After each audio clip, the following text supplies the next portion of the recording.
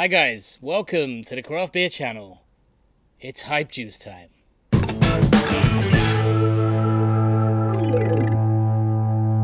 Yeah, baby, it's Hype Juice time. So today we are looking at Finback as part of our new little sofa sessions, looking at specific, slightly hypey breweries.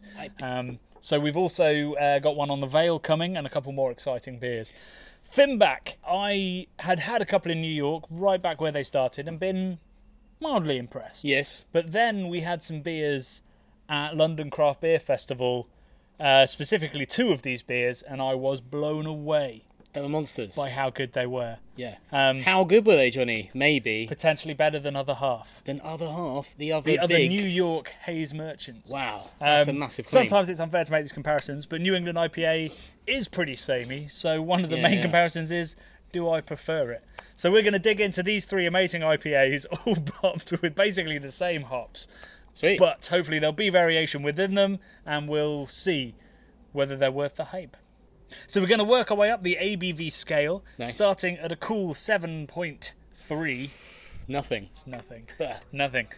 So this is People Power. That's my kind of juice. Your kind of juice. Which one was this? I think this is Amarillo Simcoe, this one. Yeah, I think it was, right? It was a mixture. Yeah. So Amarillo Simcoe. Amarillo's going to give us juicy orange, plenty of pine and resin. And then Simcoe's the dank hop, almost meaty. So there should be lots of savoury, umami, piney resin notes. Thickness. A little bit of weed, that kind of stuff. You can see, I mean, look how beautiful that looks.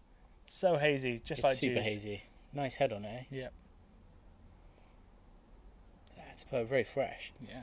Yeah, amazingly fresh. When you pop the can, we're outside, obviously, in enjoying the open world. The death of summer. But I could smell it as soon as you opened it. It's almost like a piffy kind of freshness. Yeah, like a hot pellet kind of freshness, like when you open a hot bag. Yeah, really amazing. Yeah, I mean, clearly this has been dry hopped during warm fermentation, so you get biotransformation. And I think it's been really hopped at the end as well to get that really, really fresh bag of hop smell. But yeah, so more Amarillo, really juicy. Not a lot of dankness. Not super dank, is it?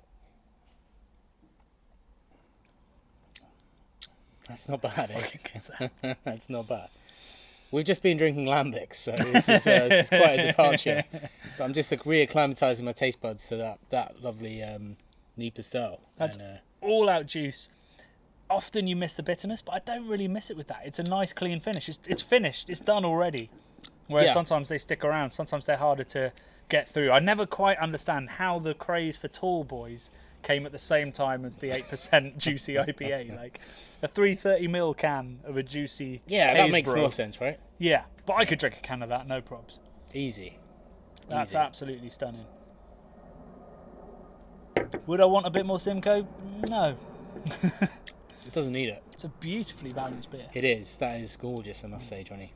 So it's at this point that I realise that these two are the same strength.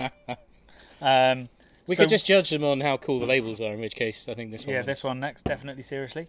So this beer was a collab with Bellwoods, and it's Amarillo, Citra and Columbus. Damn. So again... Not messing around, are they, in this case? Orange pith and then Citra, which is basically what every IPA smells of. So the other major difference with this is that they've called it a wheat IPA, which is confusing because... There's no wheat in it. Well, no, there will be wheat in it, but there's wheat in all of them. Of course. I'd imagine. It's got that slightly green head. That means there's some serious hops in there. It's some super freshness going on. This one's not quite so dialed in terms of like the juicy aroma. It's got a little bit more, dare I say it, a hint of diacetyl, which might come from hop creep, which is the sugars left over start to ferment just a tiny bit. Right. And that starts the process all over again. Right, and you get a little bit of diacetyl, which is one of the byproducts, which then gets eaten up again. So that's why a lot of New England IPAs have a diacetyl issue.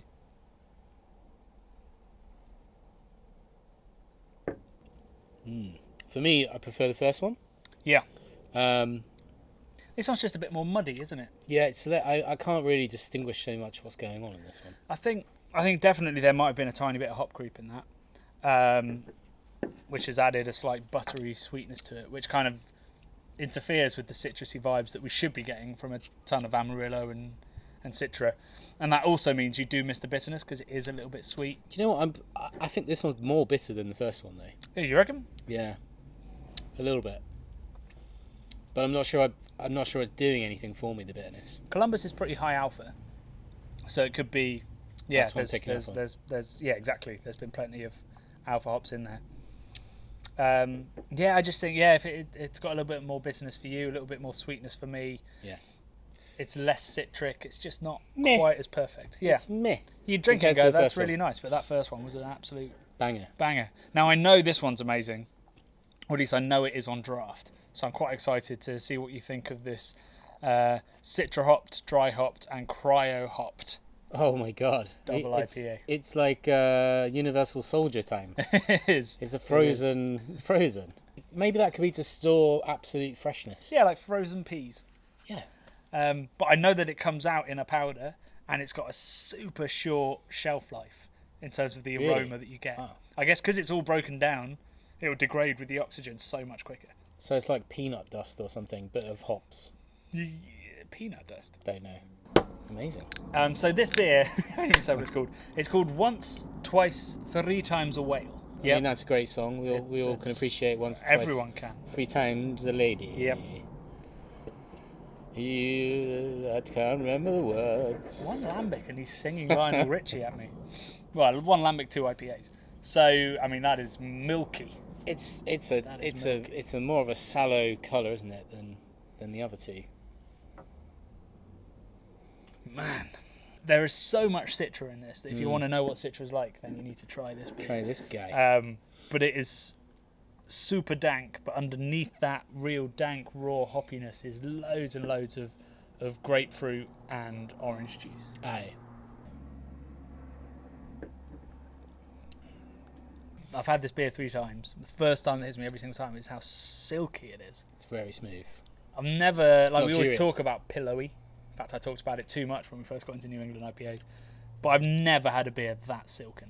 And it's got like that, like orange juice, silkiness, bitterness as well. It's like cheap orange juice, where it's sort of more bitter than it really deserved with Yeah. the sweetness. But in a beer, that's It's like really someone's moreish. filled a pillowcase full of bitter oranges and then they and then beat you around the head face with it. with them. So there's But in juice flying out, but it's soft. And But in a it's- gentle way, and it's yeah, like your face almost is being seductive way. smashed to pulp, but you love it because it's somehow... Pulp! Pulp. Yeah, I mean, that's just a banger. That's one of the best IPAs, best New England IPAs I've ever had. I would say it's a hyper uppercut of the hype juices right here. This is the one. So, back when I worked for Beer Merchants, which I don't anymore, I'm full-time craft beer channel, I had somebody on Facebook messages, and he said, right, Beer Merchants, you're at Indie Man, other half are there, are you going to have the cans? Yes. And I said, don't know, we haven't had it confirmed yet. But if you're looking for some amazing New England IPA, we've just got Finback. Airplane Fresh, Finback in. They are as good as other half, and I'm sure other half would say the same. They'd be Yes. like, these Finback guys are amazing. Yes. And the guy who had sent me about 10 messages about other half, Go on. I really want to know what he's... after I said, how about Finback, he just went, okay, That was it! yeah. And then I checked, and he never bought the Finback. I was going to say what a git, but But so this guy isn't interested in tasting good beer, he's interested in hype. tasting other half. the hype train. So he's been, either he's been told that they're amazing, Yeah. and he doesn't know that much, or he's desperate to tick it off. He's chasing waterfalls, is what he's doing. Yeah, he's TLC He's TLC again. for today. So would that Uh-huh. upset you? Would you be like, no man, come on, it's not all in the name. It's Exactly. I think it to a certain extent doesn't matter who's made it. It's all about the juice, isn't it? It's all about the nectar, what it tastes like. doesn't care where the juice comes from. No, we don't care where. Well, we kind of care where the juice comes from, but we shouldn't be too obsessed with names, with the hype train, with getting carried away in the scenester kind of vibe. Sometimes you need to step back and just enjoy beer for what it is. Yeah. And that's you know, Which is what we do after we've nerded out about this. I always say the more you know about beer, the more you can shut the fuck up and enjoy it. Follow the hype train, but every now and then get off somewhere you didn't expect. like New Malden. No, not like New Malden.